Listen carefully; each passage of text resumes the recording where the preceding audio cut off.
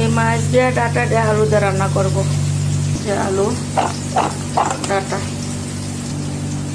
লবণ দিলাম, হলুদ মরিচ মিক্স মশলা দিলাম, একটু টমেটো পিউর দিয়েছি,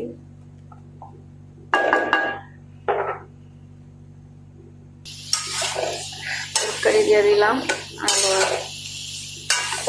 এখন কষিয়ে নেব।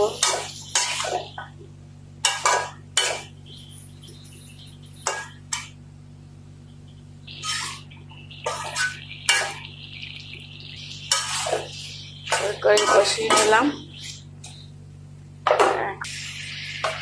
মাছ দিয়েছি, আর দিয়ে গরম পানি দিলাম।